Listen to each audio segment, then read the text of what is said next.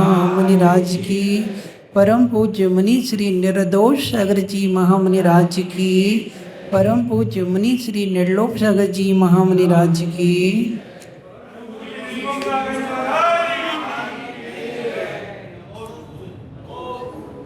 प्यारे बंधुओं, यहाँ पर अपन सभी लोग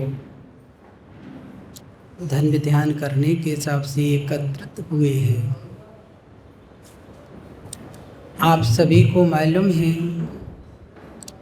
कि हमारे पास यदि किसी की शरण है तो एक ही है, वो है जिनेंद्र भगवान की।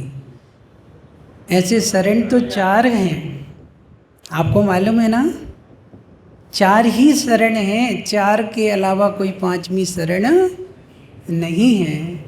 लेकिन अपन भूल जाते हैं ना,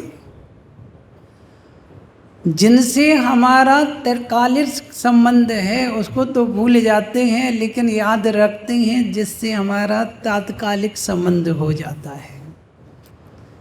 पक्का है ना? यहाँ पर आए और अपन तात्कालिक संबंध हमारा जिनसे बना और उनसे हमारा कार्य चालू हो जाता है, और अपन भूल जाते हैं कि हमारा संबंध किसके साथ था और किसके साथ है और किसके साथ रहेगा, जो हमारा कल्याण करने के लिए हमेशा तत्पर रहता है। आप विचार करिएगा, चिंतन करिएगा। बहुत कीमती समय ये हमारा चल रहा है मनुष्य पर्याय के रूप में। यदि आज आपने इसका विचार नहीं किया, चिंतन नहीं किया, तो आप चिंता ही करते रहेंगे। अन्य पर्याय में आपको चिंता के अलावा और कुछ नहीं मिलेगा, पक्का कह रहा हूँ।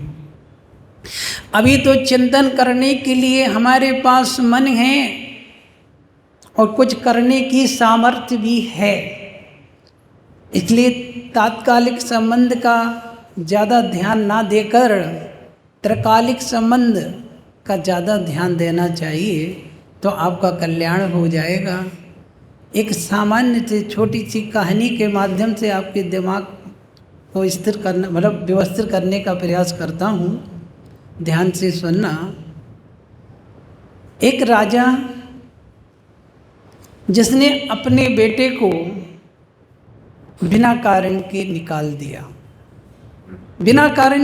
दिया, कि जाओ तुम्हें राज्य को छोड़कर जाना है, इस राज्य को छोड़कर जाना है। बेटे ने अपने पिता से नहीं पूछा कि मुझे क्यों निकाला जा रहा है। यदि आज के बेटे होते तो केस कर देते, पक्का है ना। बिना कारण के यदि किसी को निकालोगे तो क्या होगा। आज इतनी सहनशीलता, इतना समर्पण और इतना आत्मबल नहीं है कि गुरु की आज्ञा जैसी हो, पिता की आज्ञा जैसी हो, तुरंत उनकी आज्ञा का पालन कर लें। कुछ महान पुरुष भी हुआ करते हैं जो अपने पिता की आज्ञा का पालन करते हैं, और उनकी आज्ञा का पालन करने में रामचंद्र जी का नाम सबसे ऊपर आता है। जिनको राज्य प्राप्त होना था, सब में खुशियाँ, हर आदमी के चेहरे पर मुस्कुराहट दिखती कि नया राजा बनेगा। पता नहीं कब कहाँ कौन सा भाग्य कब किसका बदल जाए, कह नहीं सकते। जहाँ राजा बनना था वहाँ क्या मिल गया, वनवास मिल गया। लेकिन रामचंद्र जी ने अपने पिता पर कोई शंका, कोई द्वेष, कोई प्रश्न क्या कहा, बस जो आपकी आज्ञा हो वो मुझे मंजूर है, मैं आपकी आज्ञा का पालन करूँगा। मैं राज्य को नहीं संभालूँगा, मैं वन में ही अपना समय निकालूँगा, बस आप मुझे आज्ञा प्रदान करें। ये होते हैं महान पुत्र जो अपने पिता की आज्ञा का पालन करने में भी पीछे नहीं हटते। तो उस बालक ने भी राजा के कहने पर बिना कोई संकोच किए, शंका किए निकल गया। अब वो किसकी शरण में जाए? राजा ने ये भी घोषणा कर दी कि कोई भी इसको अपने पास नहीं रखेगा, यदि रखेगा तो उसको भी दंड दिया जाएगा। अब राजा की आज्ञा का उल्लंघन कौन करे? जो करेगा वो भी सजा प्राप्त करेगा। उसने कहा विपत्ति आ गई है, लेकिन विपत्ति को क्षमता के साथ सहन करना है। जो सज्जन पुरुष हुआ करते हैं वो बहुत ही क्षमता को धारण करके अपना काम करते हैं। उस बालक ने सोचा अब मैं कहाँ जाऊँ? तो उसने कहा विपत्ति के समय मित्र ही साथ दिया करते हैं। उसके 3 मित्र थे। कितने? वो पहले मित्र के यहाँ गया और जैसे ही मित्र के यहाँ गया उसने मित्र ने देखा कि राजा का बेटा आ रहा है, लेकिन राजा ने कुछ ऐलान भी किया है। ये खबर उसके कान तक पहुँच गई थी। उसने देखा आ रहा है। जब उसके दरवाजे पर वो आ गया, आवाज़ लगाई, लेकिन उसने दरवाजा नहीं खोला। वो निराश होकर चला गया। उसने कहा अभी मेरा दूसरा मित्र और बाकी है। दूसरे मित्र के यहाँ गया। दूसरे मित्र ने भी राजा की उस बात को सुन रखा था। उसने देख लिया और जब उसके दरवाजे पर वो पहुंचा, उसने भी आवाज़ लगाई। अंदर से उसकी पत्नी ने कह दिया कि वो अभी घर पर नहीं है। वो वहाँ से भी लौट गया। अब उसके पास एक ही सहारा था। यदि वहाँ सहारा मिल जाएगा तो हमारा निर्वाह हो जाएगा, और यदि नहीं मिला तो वहाँ से निराश होकर लौटना पड़ेगा। फिर जो होगा तो देखा जाएगा। बहुत विश्वास के साथ तीसरे मित्र के यहाँ गया। तीसरे मित्र ने देखा कि राजा का बेटा आ रहा है। उसने आवाज़ लगाई। उसने बहुत भक्ति भाव के साथ, सच्चा मित्र विपत्ति में कभी साथ नहीं छोड़ता। परिस्थिति जैसी भी हो, सहयोग करता है। और नीतिकार कहते भी हैं विपत्ति के समय हमें सहयोग करना चाहिए। यहाँ तक आया है यदि कोई दुश्मन भी आपके घर में आ रहा है और विपत्ति में है, परेशान है, कष्ट में है, तो उसका स्वागत करना चाहिए। मेहमान का कभी अनादर नहीं करना चाहिए। आपका दुश्मन ही क्यों ना हो, दुश्मन के लिए भी आते हुए देखकर उसको सौम्य दृष्टि से देखें, मतलब अच्छी दृष्टि से देखें। आने के लिए कहें, बिठा लें, पानी पिलाएं, जो आपकी सामर्थ्य हो वो करें, लेकिन उसका अनादर ना करें। तीसरा मित्र समझदार था। दो मित्र डर गए, इसलिए दरवाजे भी नहीं खोले, क्योंकि राजा की आज्ञा थी उल्लंघन करेंगे तो मुझे भी देश से निकाला जाएगा। लेकिन तीसरा मित्र समझदार था।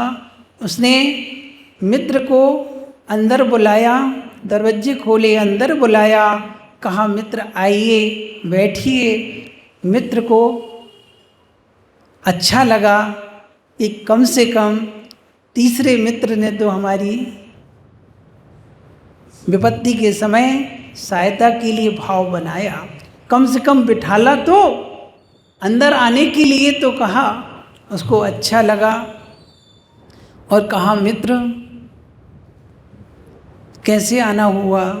मित्र कहता है, इस प्रकार की घटना घट गई है और मैं विपत्ति में हूँ, कहाँ जाऊँ? तो मैंने सोचा अपने मित्र के ही यहाँ चलते हैं। 2 मित्र के दरवाजे तो बंद मिले, आपका दरवाज़ा मेरे लिए खुल गया। मित्र ने पूछा कि राजा ने किस अपराध के लिए आपको देश निकाला दिया है? मित्र ने कहा, मुझे नहीं मालूम, बस मुझे आज्ञा मिली और मैं निकल गया, मैंने नहीं पूछा। तो बिना कारण के राजा ने निकाला है तो कोई कार्य मतलब दिमाग में चल रहा होगा। बिना कारण के राजा बिना अपराध के किसी को निकालता नहीं है, और सगा बेटा है तो राज्य का अधिकारी है। हमारी बात कुछ ना कुछ तो कारण जरूर है। उसने कहा, मित्र घबराइए नहीं, पानी पीजिएगा, भोजन करिएगा, सब कुछ अच्छे से कराया। और कराने के बाद कहा, हम आपके साथ राजा के पास चलते हैं और राजा से पूछेंगे कि आखिर इसका अपराध क्या है। जब अपराध सामने प्रकट हो जाएगा तो हम आगे देखेंगे। दोनों ने हिम्मत बनाई और राजा के यहाँ चले गए। राज्यसभा में दोनों खड़े हुए, कहा, अपराध क्षमा हो स्वामी, अपराध क्षमा हो। मैंने आपकी बात का उल्लंघन किया, लेकिन मेरे मन में शंका हो रही थी कि सामने वाले को अपनी सज़ा भी तो मालूम होना चाहिए कि आखिर गलती क्या की, आखिर गलती क्या की जिसकी सज़ा मैं काट रहा हूँ। मुझे बतलाइए महाराज, आपके बेटे ने तो आपसे प्रश्न नहीं किया, उसने आपकी आज्ञा का पालन कर लिया, लेकिन वो मेरा मित्र है। मित्र होने के नाते मैं आपसे पूछना चाहता हूँ, मुझे समाधान दीजिएगा। राजा ने कुछ नहीं कहा, सिंहासन से उठा, जिसको सजा देनी थी, क्योंकि आपने उल्लंघन किया था हमारी बात का, तो सजा तो नहीं दी, लेकिन गले लगा लिया। सजा नहीं दी, गले लगा लिया। सभा में बैठे हुए सभी लोग आश्चर्य से चकित रह गए कि गले क्यों लगाया। जब पूछा गया तो राजा ने कहा, देखो, मैं यह परीक्षा करना चाहता था कि विपत्ति के समय कौन अपना होता है। जिनको आप अपना समझते हो, जिनको तुम अपना समझते हो, वो ही स्वार्थी निकलता है, और विपत्ति के समय सबके दरवाजे बंद मिलते हैं। आज यदि हमारे जाने के बाद इसको युवराज बनाएंगे और हमारे बेटे को यदि इस चीज़ की परख नहीं हुई कि कौन सही है और कौन गलत है, किसी की बातों में आ जाएगा तो राज बर्बाद हो जाएगा, नष्ट हो जाएगा। मैं तो परखना चाहता था, अपने बेटे को समझाना चाहता था, उसकी परीक्षा लेना चाहता था कि वो भी समझे कि कौन अपना और कौन पराया होता है। इसलिए मैंने उसको घर से निकाल दिया और उसने भी अपने मित्रों को परख लिया। 2 मित्र ने तो सहयोग नहीं किया, लेकिन तीसरे मित्र ने सहयोग किया, इसलिए यही विपत्ति के समय साथ देगा और हमेशा इसकी रक्षा करेगा। इसलिए आज ही मैं अपने राज्य पद को त्याग करता हूँ, अपने बेटे को, युवराज को राजा बनाता हूँ और इस मित्र को मैं मंत्री के रूप में स्वीकार करता हूँ। मुझे विश्वास हो गया कि मेरे जाने के बाद मेरे बेटे को सुरक्षा इसकी रहेगी। कहने का मतलब यही है, ये कहानी यहाँ ख़त्म नहीं होती, इसको अपन आगे और लगाएंगे। जिस प्रकार पहला मित्र हमारा शरीर है, जिसको अपन अपना मानते हैं और पूरी जिंदगी इसी में लगे रहते हैं, लेकिन मौका और वक्त पड़ता है तो ये भी साथ छोड़ देता है। बीमारी लग जाती है, बुढ़ापा आ जाता है, सब कुछ इसमें आ जाता है, जिसके लिए हमने अभी तक पूरा समय दिया, सब कुछ दिया, लेकिन वही हमारा साथ छोड़कर चला जाता है। दूसरा मित्र वो है जो हमें संयोग संबंध के माध्यम से यहाँ पर पूरा परिवार मिला, पति पत्नी बच्चे, ये दूसरा मित्र है, जिनके कारण से हम पूरा समय बर्बाद कर देते हैं। बोलो, करते नहीं करते? एक सबसे ज़्यादा समय अपना इस शरीर को देते हैं और दूसरा पति पत्नी बच्चे, जिसके लिए पूरी जिंदगी लगे रहते हैं। बोलो, लेकिन वो भी साथ नहीं देती, वक्त आने पर वो भी धोखा दे देते हैं। लेकिन तीसरा मित्र कौन है? जिन्होंने हमें साथ दिया और हमारे लिए सहयोग किया और विपत्ति के समय हमारे आत्मबल को जागृत कर दिया। ऐसा तीसरा मित्र एक धर्म हुआ करता है।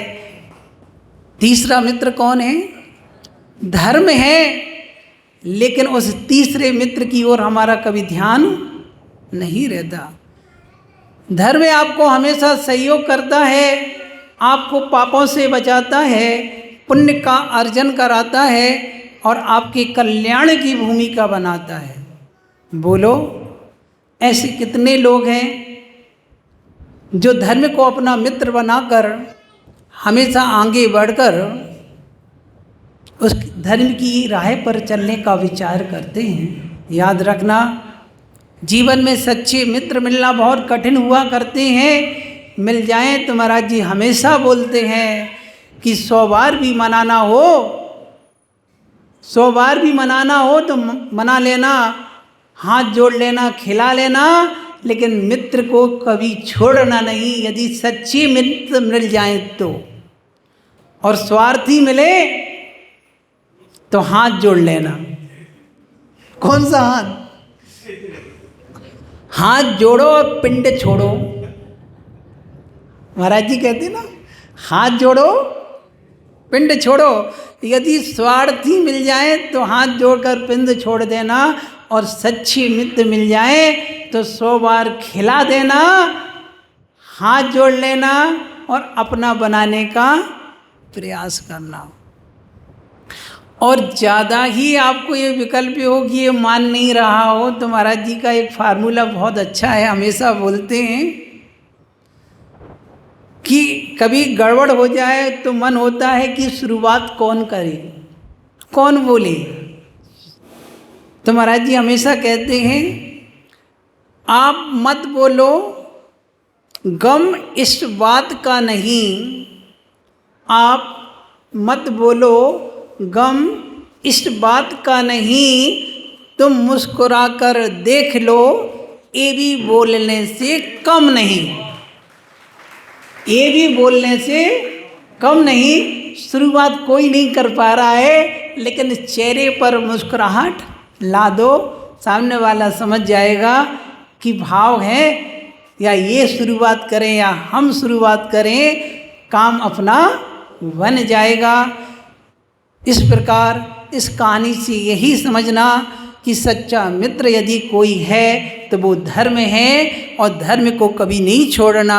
आपको ऐसा धर्म मिला है जो आपका कल्याण कर देगा। बस थोड़ी सी श्रद्धा, आस्था, समर्पण ये दिखाने की आवश्यकता है। वो तो आपको हमेशा शरण में लेना चाहता है, वो तो आपको अपने जैसा बनाना चाहता है। हर व्यक्ति चाहता है कि हमारा कल्याण हो, कल्याण तो होगा, पक्का होगा, लेकिन आपको अपना समर्पण दिखाना होगा, क्योंकि वो तो वो धर्म आपको अपनी शरण में लेना चाहता है। इसलिए हमेशा ध्यान रखना, जिनका हमारा तात्कालिक संबंध है, उस पर ज़्यादा ध्यान नहीं। जिनसे हमारा त्रिकालिक संबंध है, बनने वाला है, पक्का है, भव्य जीव है, तो सबको भगवान बनना है, तो उनसे संबंध बनाओ ताकि हमारा कल्याण हो जाए। 4 ही शरण हैं, अरहंत की, सिद्ध की, साधु की और केवली भगवान की शरण है। इन 4 शरण के अलावा अन्य को शरण नहीं मानना, नहीं तो भटक जाओगे 84 लाख योनियों में, पता नहीं हमारा कहाँ अस्तित्व पड़ा रहेगा, मालूम नहीं चलेगा।